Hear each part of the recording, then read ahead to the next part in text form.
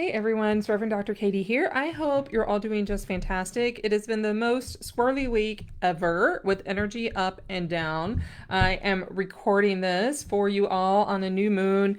So it's new moon. It's a week after the attack on the Capitol in the United States. And y'all, I went to bed at like 6:30 last night. I fell completely asleep on my couch. Woke up an hour and a half later than I usually do this morning because like energy is just so out there. So I rested and restored and renewed. I hope you're all able to do the same. I am going to be talking to you today about where you get started as a metaphysical Christian, because this is really tricky, right? Like you're all here, you're watching the video, you're on the channel, you're in the group, and you're getting your feet wet, especially those of you who are at the beginning stages. And I'm so glad that you're here because this is a great place to start, and have quite a few things for beginners as you're getting underway. And I know you have tons of questions, and so tell me if this is right in your experience. Many Christians don't understand what attracts you to metaphysics, and at best they're like, eh, and at worst they're calling you demonic. And then on the other side is the metaphysical crowd, which is kind of a huge there's a huge soiree of people, right? It's not limited to just one thing, but often people in the metaphysical community don't really get Jesus. They don't understand Jesus the same way that those of us who base our entire life on the teachings of Jesus, the way we think about Jesus.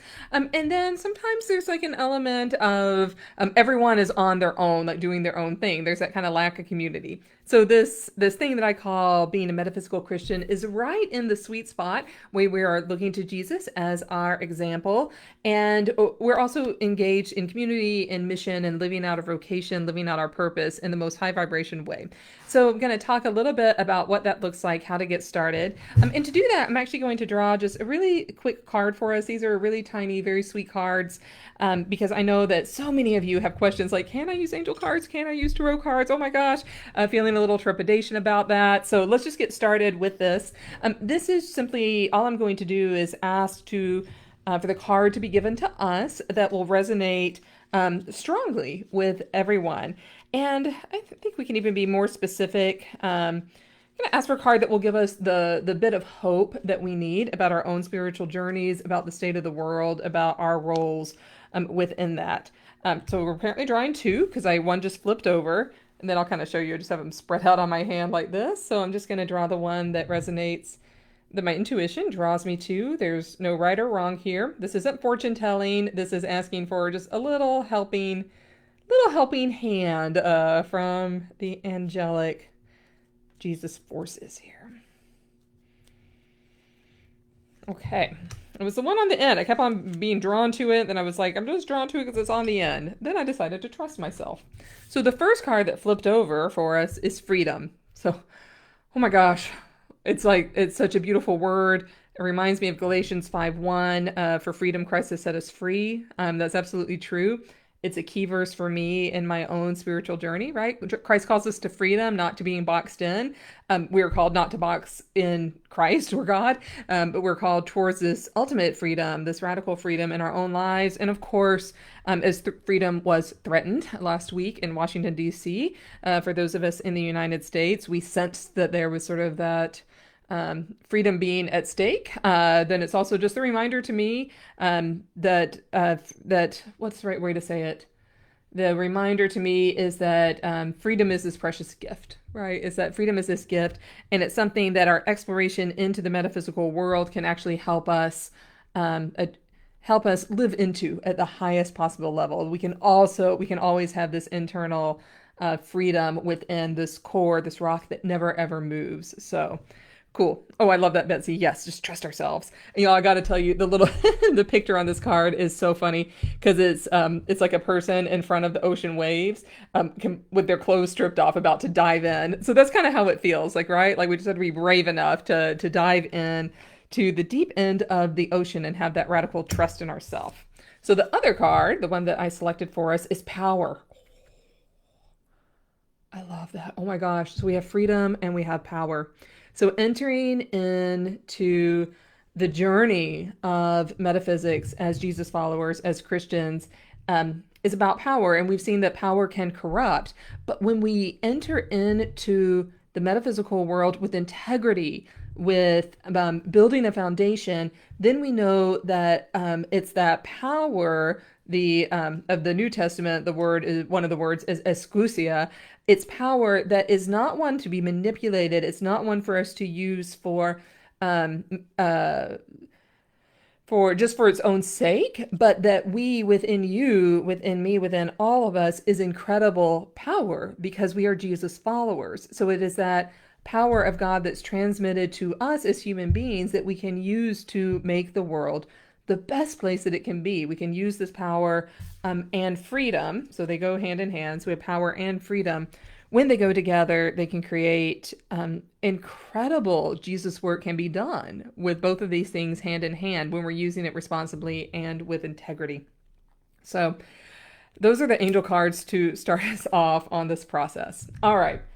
Now, how did I do that? That is me tapping into my intuition. So this is the key thing to get started. The power of our intuition, of trusting ourselves, of going into that deep core, like I said, that deep core, that rock within us that is never disturbed. So I liken it to being a rock in the ocean. The waves are crashing. There may be storms going on above. There might be currents, but the rock stays put. It is steady. And we each have that within us. And when we can tap into that, when we have that core that is not moved by any external circumstances, that's where we can start to hone our intuition. And I know many of you have been told that your intuition, your heart, will deceive you. It's not to be trusted. And I find this to be, ironic that God would give us intuition and then tell us not to trust it, because that means that we're always putting our trust in something external to us. Whereas our trust is when we can trust ourselves, that's the ultimate thing that we can always do and that we always have available to us. We may not always have an expert at hand. We may not always have an authority figure at hand, but we always have our intuition. So learning to trust our intuition is actually super, super key. So this is the development of your intuition is probably the number one thing that I recommend to people as they begin exploring metaphysics. Because if we don't have that intuitive trust, then we're off exploring, 1,000 different topics that may interest you, but you're always going to be questioning, wait, is that okay? Wait, is that, can I do that? Wait, is this, as a Christian, what about this, that, or the other? Whereas when we have that solid rock of our intuition, then we always know intuitively by tapping in what is for us, maybe what is not for us, what are the directions that I am being called to go, and we are always guided along our way. So intuition serves as your God compass. It is the way that you can always discern what's next for you on your spiritual journey, on your metaphysical journey. Where do I need to put my own energy right now? And when we do that, we're enabling ourselves, we're empowering ourselves, we're giving ourselves freedom, and then we're also paying that forward for the world, right? We're also paying that forward for everyone who comes across our paths. So Intuition 101 is definitely the very first thing that I recommend. And in fact, everyone that I've worked with has told me, they're like, oh my gosh, once that intuition piece clicked, like everything else fell into place. It's absolutely true. So if we don't trust ourselves, then we're always going to maybe get a lot of head knowledge, but we're always going to be afraid to connect that to our heart. So that Intuition 101, learning to trust it, shifting from that place of feeling like we're always guided by external forces. We're not a rock in the wave. Instead, we're a leaf on the wave that's always riding the waves.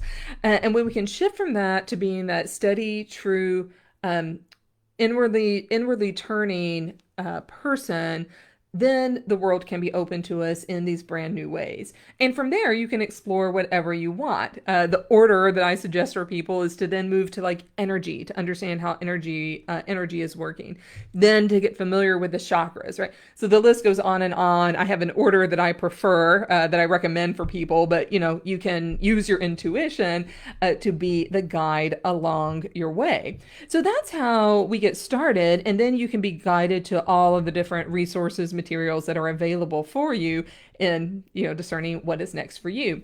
So I'm curious, how many of you have felt like your intuition, like you couldn't trust it, or you didn't know how to tap into it, or maybe you had a bad experience where sometime you thought you were trusting your intuition, but you were actually listening to your fear, and it was kind of And maybe it felt dicey, like you haven't ever been taught how to dive into your intuition and how to trust it.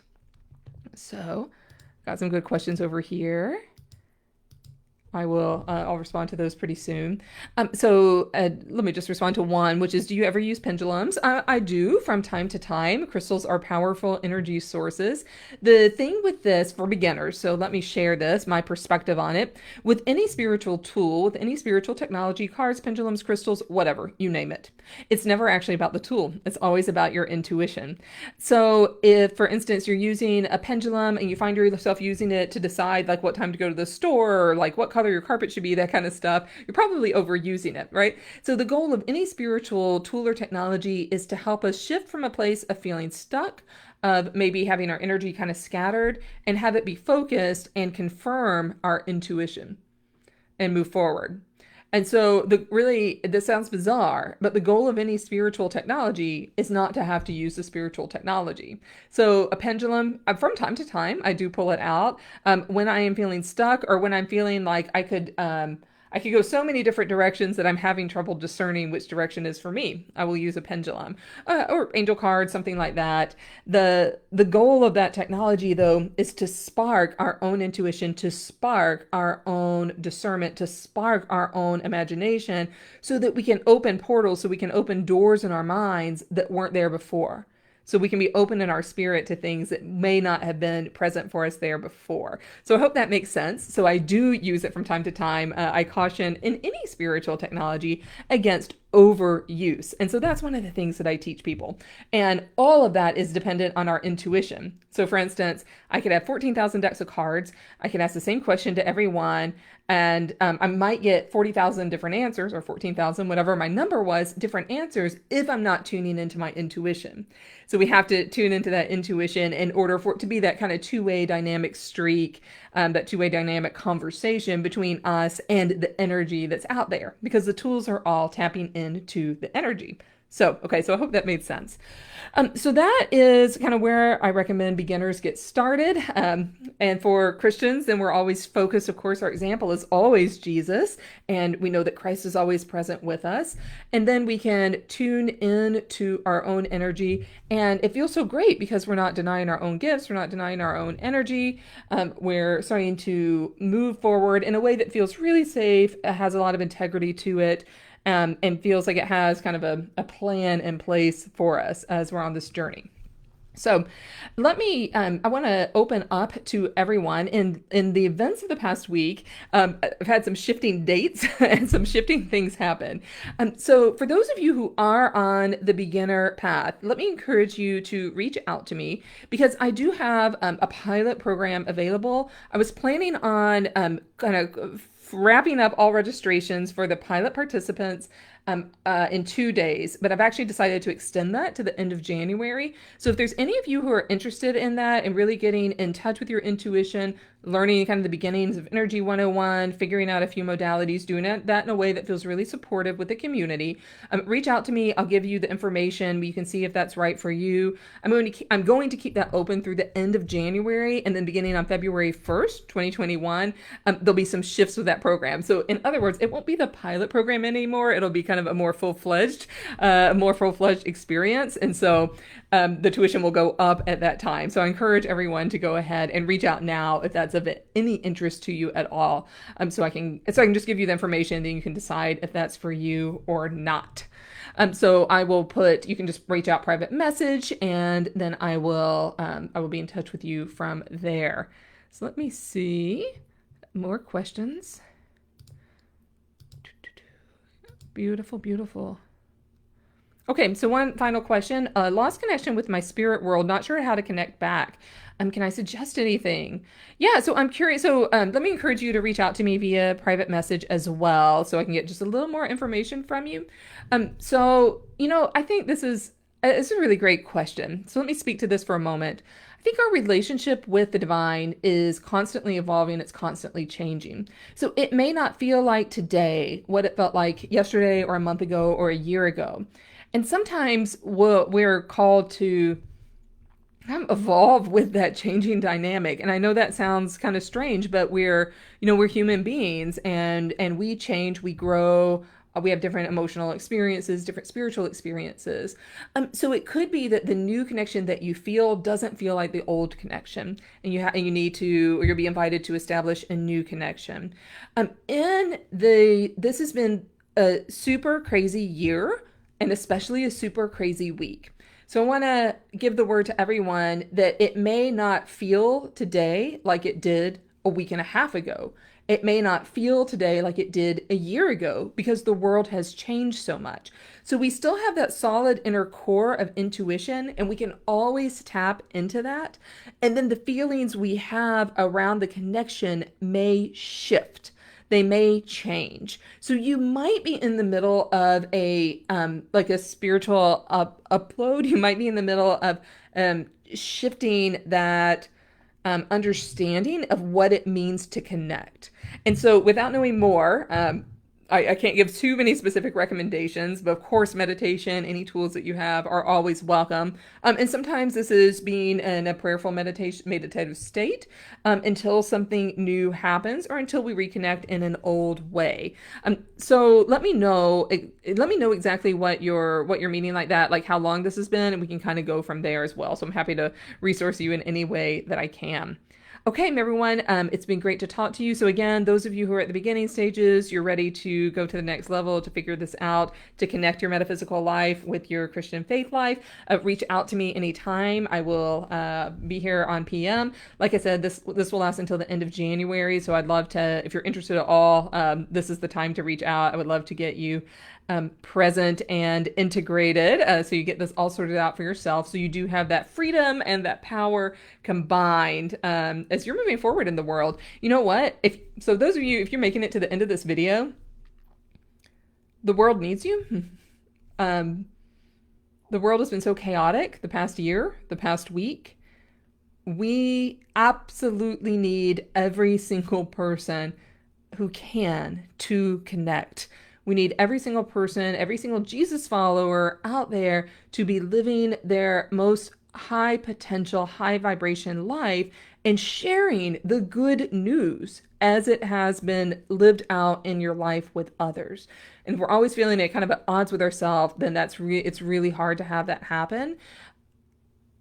Getting really centered, tapping into your intuition, going on the journey to find your gifts is the way forward, where we are making the biggest ripple effect on the planet.